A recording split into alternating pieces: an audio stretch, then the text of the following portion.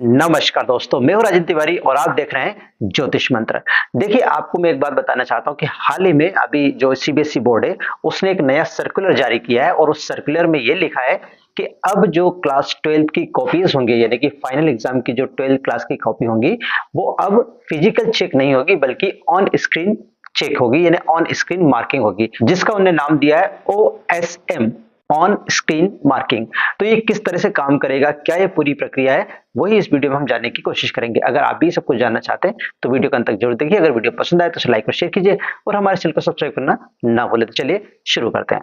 देखिए, यहाँ पे आप डेट देख रहे होंगे, डेट डली है, ये सर्कुलर है और ये सर्कुलर सभी प्रिंसिपल को भेजा गया है। सर्कुलर में क्या लिखा है वो मैं आपको बता देता हूँ।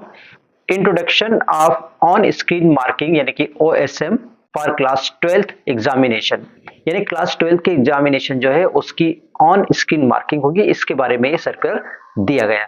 अब ये सर्कुलर कैसे, यानी कि ये पूरी जो प्रक्रिया है वो कैसे वर्क करेगी, कितने चरणों में ये प्रक्रिया होगी, वो मैं आपको आगे बताता हूँ। देखिए, जो पूरी प्रक्रिया है वो 7 चरणों में लगभग कंप्लीट करने का उन्होंने प्लान बनाया है। पहला जो चरण है वो मैं आपको बता देता हूँ। छात्र परीक्षा केंद्र पर पहले की तरह कागज की कॉपी में ही अपने उत्तर लिखेंगे और परीक्षा ऑफलाइन ही होगी। जैसे पहले होती थी वैसी ऑफलाइन परीक्षा होगी।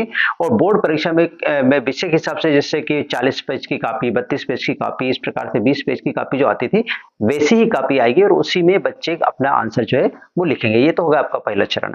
दूसरा चरण क्या होगा, अब सभी उत्तर पुस्तिका जितनी भी कॉपीज होंगी, जो आंसर बुक होंगी, उन सभी आंसर बुक का स्कैनिंग की जाएगी। उसकी स्कैन करके उसकी जो कुल मिला के उसकी फोटोकॉपी ली जाएगी। तो उस उन फोटोकॉपी को कंप्यूटर लैब में क्या करेंगे कि हर पेज की डिजिटल इमेज बनेगी और हर कॉपी को एक यूनिक कोड दिया जाएगा। कॉपी जांचते समय छात्र का नाम, रोल नंबर ना दिखे जो चेक कर रहे हो उसको, इस कारण से उसकी कोडिंग भी की जाएगी। जैसे पहले होती थी इसी प्रकार से कोडिंग होगी, लेकिन अब वो जो कॉपी है वो कॉपी ना जाकर अब उसकी डिजिटल कॉपी जाएगी, यानी कि उसकी इमेजेस जाएगी सामने वाले के पास जो कॉपी चेक कर रहा है। ठीक है। इसके बाद जो सीबीएसई स्कूल के जो टीचर्स हैं वो अपनी कंप्यूटर लैब में जाकर जो आपकी ओएसएस आईडी है, जिसको टीचर को ओएसएस आईडी मिलती है, उस ओएसएस आईडी से उसको वो लॉगिन करेगा वहां पे और उसे तभी पता चलेगा कि उसे आज कितनी कॉपी चेक करनी है। ठीक है, ये आपका तीसरा चरण हो गया। इसके बाद छात्र की कॉपी के स्कैन किए हुए पेज शिक्षक के सामने आएंगे और हर प्रश्न के लिए एक अलग मार्क्स का कॉलम भी होगा, जिसमें उस प्रश्न के पूर्णांक लिखे होंगे। शिक्षक उसमें छात्र के जवाब के हिसाब से जो भी मार्क डालना चाहेंगे वो सिस्टम में सेव कर सकता है। यानी कि जैसे हम पहले क्या करते थे, पेन से चेक करते थे कॉपी, अब क्या होगा, स्क्रीन के ऊपर सामने कॉपी का पेज आएगा।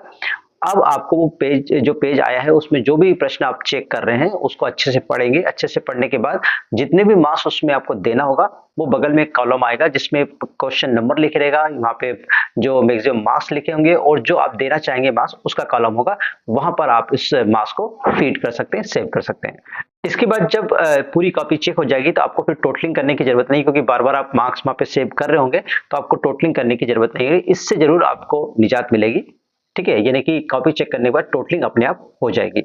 इसके बाद जैसे आपने देखा होगा कि जब हम कॉपी चेक करने जाते हैं तो हमारी कोई ना कोई कॉपी लेके जो हमारे एएचई होता है वो पहले चेक करता है, एएचई के बाद में एचई चेक करता है। इसी टाइप से इसमें भी होगा कि उससे जो एवेल्यूएटर है उससे बड़ा जो अधिकारी है वो भी आपकी कॉपी को चेक करेगा और इसमें पूरा जो ट्रैक रिकॉर्ड है वो सिस्टम में फॉलो होता रहेगा। पूरा ट्रैक रिकॉर्ड उसमें सेव होता रहेगा कि किस किसने ये कॉपी को चेक किया है। साथ ही ये भी सेव हो जाएगा कि एक पर्टिकुलर टीचर ने एक कॉपी को चेक करने में कितना टाइम लगाया है। ये सारी जानकारी जो है वो फीड होती रहेगी उसमें, जो सिस्टम पे आप कॉपी चेक कर रहे हो। इसके बाद सबसे बड़ी बात यह है कि जैसे जैसे कॉपी चेक होती जाएगी वैसे ही वो जो मार्क्स है बच्चे के वो डायरेक्ट सीबीएसई के जो ऑफिस है वहां पर ये डाटाबेस जो है उसमें सेव होते जाएंगे और डायरेक्ट मार्कशीट में वो नंबर चढ़ते जाएंगे। जिससे क्या होगा कि जैसे ही कॉपी चेक होती है तुरंत उसका रिजल्ट आ सकता है। यानी कि जैसे सभी सब्जेक्ट की कॉपी चेक होगी किसी पर्टिकुलर बच्चे की, उसका रिजल्ट ओपन हो जाएगा। यानी क्या होगा, अब ऐसा नहीं होगा कि पहले मार्क्स जाएंगे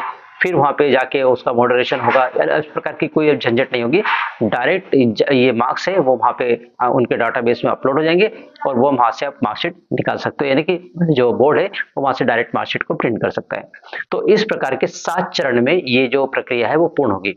अब हम बात कर लेते हैं कि ये जो तरीका है, ये जो अपना जो नया नियम लागू करने वाले हैं, जो जिस तरह का सर्कुलर ने दिया है, क्या ये पॉसिबल हो पाएगा इस साल? क्योंकि देखिए अभी एग्जाम शुरू हो चुके हैं लगभग, यानी कि 10 दिन बाद एग्जाम शुरू होने वाले हैं और कुछ एग्जाम तो अभी हो भी चुके हैं।